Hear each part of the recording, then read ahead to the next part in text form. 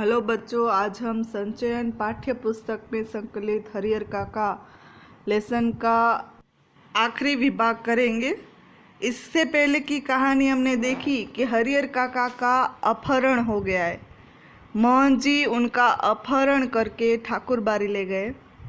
वहाँ पर मोहन जी ने ज़बरदस्ती हरिहर काका के अंगूठे के निशान लिए और फिर उनके साथ खराब व्यवहार किया। यहाँ पर हरिहर काका के तीनों भाई पुलिस को लेकर ठाकुर बारे पहुँचते। ठाकुर बारे में काफ़ी देर तक ढूंढने के बाद हरिहर काका मिले, लेकिन उसकी स्थिति दयनीय थी।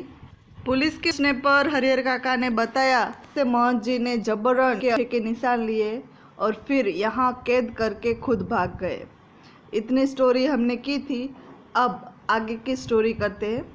हरिहर काका ने देर तक अपने बयान दर्ज करवाए।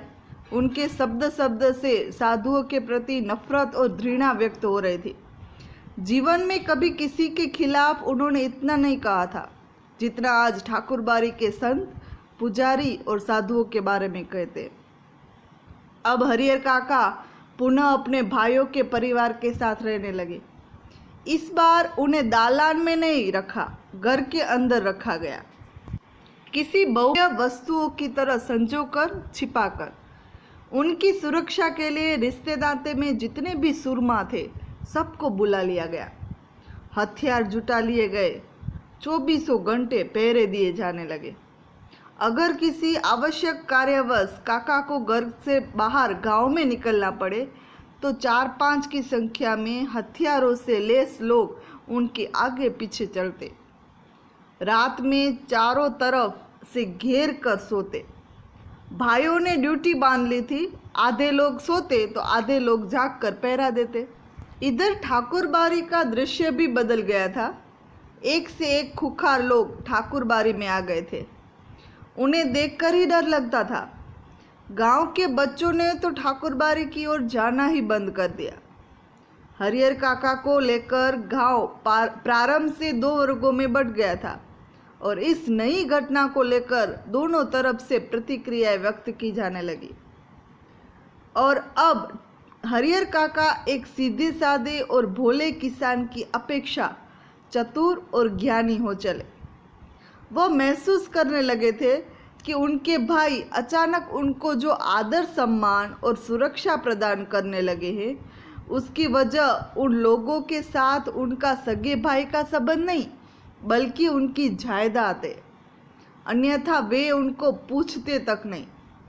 इसी गांव में जायदादहीन भाई को कौन पूछता है? हरिहर काका को अब सब नजर आने लगा था। महंत की चिकनी चुपड़ी बातें के भीतर की सच्चाई भी अब वह जान गए थे। ठाकुर जी वह अपना और अपने जैसे साधुओं का पेट पालता है। उसे धर्म और परमार्थ से कोई मतलब नहीं। निजी स्वार्थ के लिए साधु होने और पूजा पाठ करने का ढोंग रचाया है। साधु के बारे में महंत, पुजारी और अन्य सहयोगी लोभी, लालची और कुकर्मी है। छल बल कल किसी भी तरह धन अर्जित कर बिना परिश्रम किए आराम से रहना चाहते। अपने घृणित इरादों को छिपाने के लिए ठाकुर बारी को उन्होंने माध्यम बनाया हुआ है। एक ऐसा माध्यम जिस पर अविश्वास न किया जा सके। इसलिए हरिहर काका ने मन ही मन तय कर लिया कि अब महंत को वे अपने पास फटकने तक नहीं देंगे।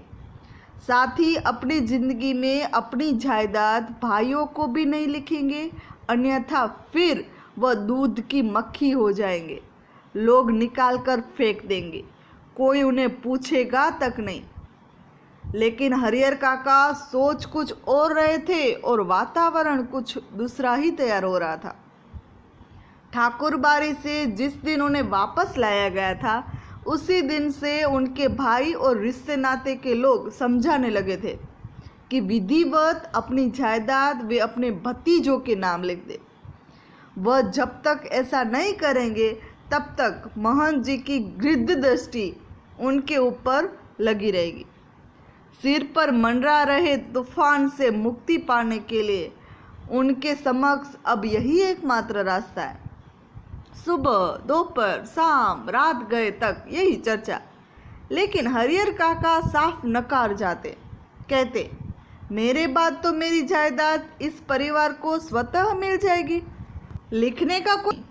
महंत ने अंगूठे के जो जबरन निशान लिए है ना, उनके खिलाफ मुकदमा हमने किया है। भाई जब समझाते समझाते हार गए तब उन्होंने डांटना और दबाव देना शुरू किया। लेकिन काका इस रास्ते भी राजी नहीं हुए। स्पष्ट कह दिया कि अपनी जिंदगी में वह नहीं लिखेंगे तो नहीं लिखेंगे। बस तब क्या था, एक रात उनके भाइयों ने वही रूप धारण कर लिया जो रूप महंत और उनके सहयोगियों ने धारण किया था। हरिहर काका को अपनी आंखों पर विश्वास ही नहीं हुआ। उनके वही सगे भाई जो उनकी सेवा और सुरक्षा के लिए तैयार रहते थे, उन्हें अपना अभिन्न अंग समझते थे, जो उनकी नींद ही सोते थे जागते थे, हथियार लेकर उनके सामने खड़े थे और क्या कह रहे थे, सीधे मन से कागजों पर जहाँ जहाँ ज़रूरत है ना अंगूठे के निशान बनाते चलो, अन्यथा मारकर यहीं घर के अंदर गाड़ देंगे। गांव के लोगों को कोई सूचना तक नहीं मिलने पाएगी। अगर पहली वाली बात होती तो हरिहर काका शायद डर जाते। पहली बार होता तो, एक बार तो हो गया था, इसलिए अब डरे नहीं। अज्ञान की स्थिति में ही मनुष्य मृत्यु से डरता है। ज्ञान होने के बाद तो आदमी आवश्यकता पड़ने पर मृत्यु को वरण करने के लिए भी तैयार हो जाता है। हरिहर काका ने सोच लिया कि ये सब एक ही बार उन्हें मार दे, बस ठीक होगा। लेकिन अपनी जमीन लिखकर रमेश सर की विधवा की तरह शेष जिंदगी वे घुट घुट कर नहीं मरना चाहते। यही ठीक है। रमेश सर की विधवा को बहला फुसला कर उनके हिस्से की जमीन रमेश सर के भाइयों ने लिखवा ली। शुरू में तो उनका खूब आदर मान किया, लेकिन बुढ़ापे में उसे दोनों जून खाना देते उन्हें अखरने लगा। अंत में तो उसकी वह दुर्गति हुई कि गांव के लोग देखकर सिहर जाते। हरिहर काका को लगता है कि अगर रमेश सर की विधवा ने अपनी जमीन नहीं लिखी होती ना, तो अंत समय तक लोग उनके पांव पखारते। हरिहर काका गुस्से में खड़े हो गए भाइयों के सामने और गरजते हुए कहा, मैं अकेला हूँ, तुम सब इतने हो, ठीक है मुझे मार दो, मैं मर जाऊंगा, लेकिन जीते जी एक धूर जमीन भी तुम्हें नहीं लिखूंगा। तुम सब ठाकुर बारी के महंत पुजारी से तनिक भी कम नहीं। देखते हैं कैसे नहीं लिखोगे। भाइयों ने कहा, लिखना तो तुम्हें है ही, चाहे हंस के लिखो या फिर रो के लिखो। हरिहर काका के साथ उनके भाइयों की हाथापाई शुरू हो गई। हरिहर काका से निकलकर बाहर गांव में भाग जाना चाहते थे, लेकिन उनके भाइयों ने उन्हें मजबूती से पकड़ लिया। प्रतिकार करने पर अब वे प्रहार भी करने लगे। अकेले हरिहर कई लोगों से जूझ सकने में असमर्थ थे। फलस्वरूप उन्होंने अपनी रक्षा के लिए खूब जोर जोर से चिल्लाना शुरू किया। अब भाइयों को चेताया कि मुंह तो पहले से बंद करना ही भूल गए। उन्होंने तत्क्षण उन्हें पटक कर उनके मुंह में कपड़ा ठूस दिया। लेकिन ऐसा करने से पहले काका की जो आवाज़ थी वो गांव में पहुंच गई। टोला पड़ोस के लोग दालान में जुटने लगे। ठाकुर बारी के पक्षधरों तत्काल यह खबर महंत जी तक पहुंच गई, लेकिन वहां उपस्थित हरिहर काका के परिवार और रिश्ते नाते के लोग गांव के लोगों को समझा देते थे कि अपने परिवार का निजी मामला है, इसमें दूसरों को क्या मतलब। लेकिन महंत जी ने वह तत्परता और फुर्ती दिखाई जो काका के भाइयों ने भी नहीं दिखाई थी। वो तो पुलिस को लेकर जीप के साथ हरिहर काका के घर आ धपके। पुलिस आने के बाद निजी मामले का सवाल खत्म हो गया। घर तलाशी शुरू हुई। फिर हरिहर काका को उससे भी बदतर हालत में बरामद किया गया, जिस हालत में ठाकुर बारी से उन्हें बरामद किया गया था। बंधन मुक्त होने और पुलिस की सुरक्षा पाने के बाद उन्होंने बताया कि उनके भाइयों ने उनके साथ बहुत जुल्म अत्याचार किया है। जबरन अनेक कागजों पर अंगूठे के निशान लिए, उन्हें खूब मारा पिटाए, उनकी कोई भी दुर्गति बाकी नहीं छोड़ी है।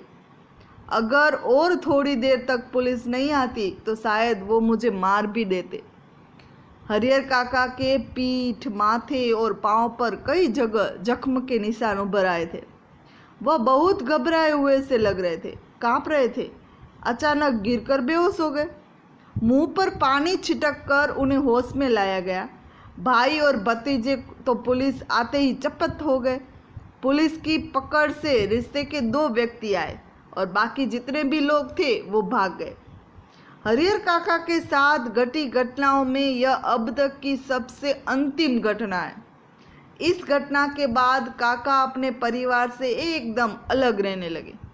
उनकी सुरक्षा के लिए राइफलधारी पुलिस के 4 जवान मिले। हालांकि इसके लिए उनके भाइयों और महंत की ओर से काफ़ी प्रयास किए गए। असल में भाइयों को चिंता थी कि हरिहर अकेले रहने लगेंगे, तब ठाकुर बारी के महंत अपने लोगों के साथ आकर पुनः उन्हें ले भागेंगे।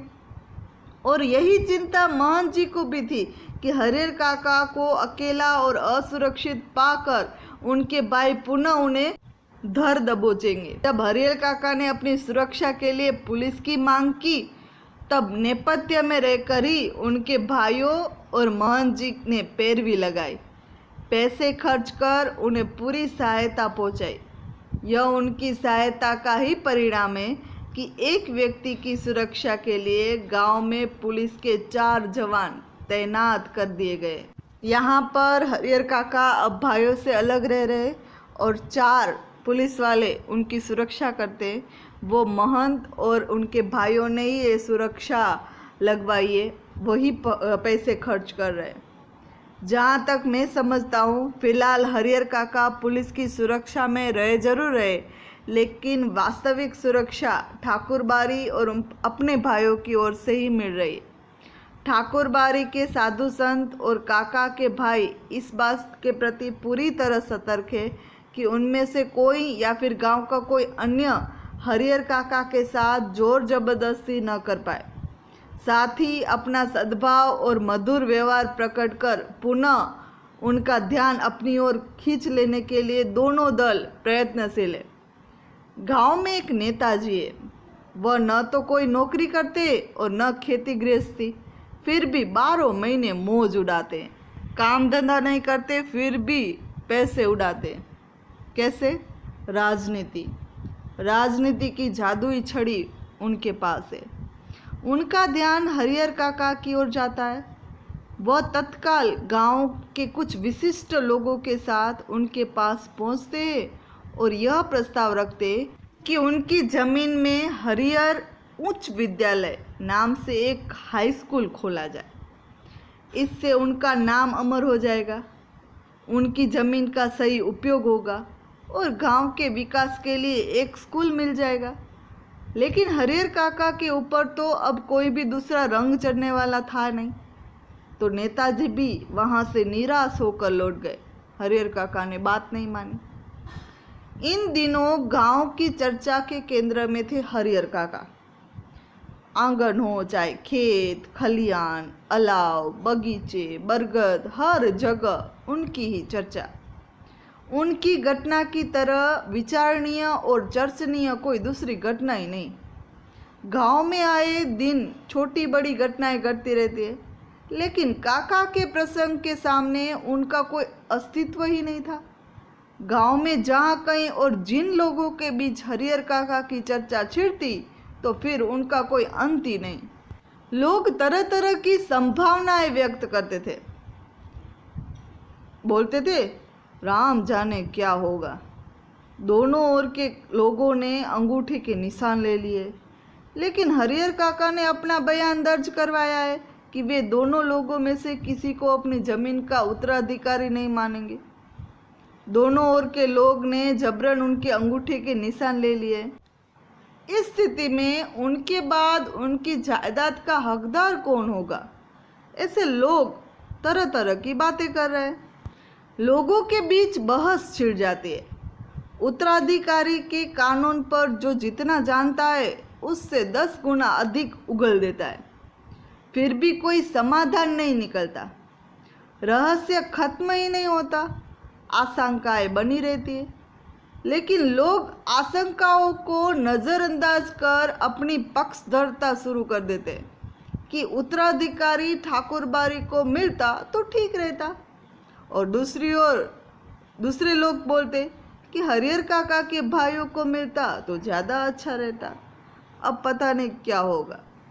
ठाकुर बारी के संग काका के भाइयों ने कब क्या कहा, यह खबर बिजली की तरह एक ही बार समूचे गांव में फैल जाती है। खबर झूठी है कि सच्ची, इस पर कोई ध्यान नहीं देता। जिसे खबर हाथ लगती है वह नमक मिर्च मिला उसे चटपटा कर आगे बढ़ा देता है। एक खबर आती है कि महंत जी और हरिहर काका के भाई इस बात के लिए अफसोस कर रहे कि अंगूठे के निशान लेने के बाद उन्होंने हरिहर काका को खत्म क्यों नहीं कर दिया। बात आगे ही नहीं बढ़ती। दूसरी खबर ये आती है कि हरिहर काका मरेंगे तो उन्हें अग्नि प्रदान करने के लिए ठाकुर बारी के साधु संत और काका के भाइयों के बीच काफ़ी लड़ाई होगी। दोनों ओर से अग्नि प्रदान करने का निश्चय हो चुका है। इस संदर्भ में उनकी लाश हस्तगत करने के लिए खून की नदी बहेगी। तीसरी खबर ये आती है कि हरिहर काका की मृत्यु के बाद उनकी जमीन पर कब्जा करने के लिए उनके भाई अभी से तैयारी कर रहे। इलाके के मशहूर डाकू बुट्टन सिंह से उन लोगों ने हाथ मिला लिया है। हरिहर के पास जो 15 बीघे खेत है उनमें से 5 बीघे खेत बुट्टन ले लेगा और दखल करा देगा। इससे पहले भी इस तरह के 2-3 मामले बुट्टन ने निपटा दिए।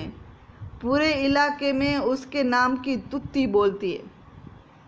एक चौथी खबर ये भी आती है कि महंत जी ने निर्णय ले लिया है कि हरिहर की मृत्यु के बाद देश के कोने कोने से साधुओं और नागाओं को बुलाया जाएगा। रहस्यात्मक और भयावही खबरों से गांव का आकाश आच्छादित होने लगा। दिन प्रतिदिन आतंक का माहौल गहराता जा रहा है।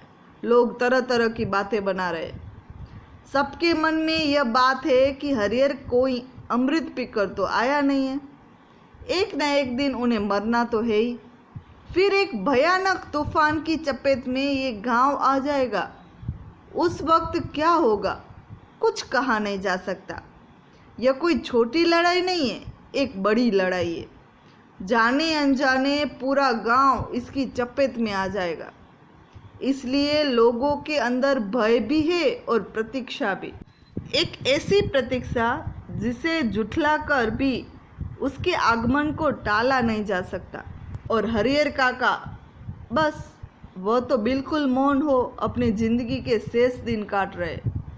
एक नौकर रख लिया है, वही उन्हें बनाता और खिलाता है। उनके हिस्से की ज़मीन में जितनी फसल होती है उससे अगर वह चाहे तो मौज की ज़िंदगी बिता सकते थे, लेकिन वह तो गूंगेपन का शिकार हो गए। लेसन की शुरुआत यहाँ से हुई थी। कोई बात कहो, कुछ पूछो, कोई जवाब नहीं।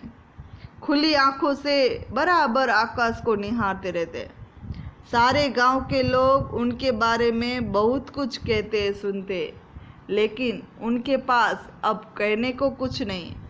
पुलिस के जवान हरिहर काका के खर्चे पर ही खूब मौज मस्ती से रह रहे। जिसका धन वह रहे उपास, खाने वाले करे विलास। अब तक जो नहीं खाया था पुलिस वालों ने, वो दोनों जून उसका भोग लगा रहे हैं। खाते पीते और मौज करते। ये हुआ आपका आज का लेसन हरिहर काका, जो अब पूर्ण होता है। धन्यवाद।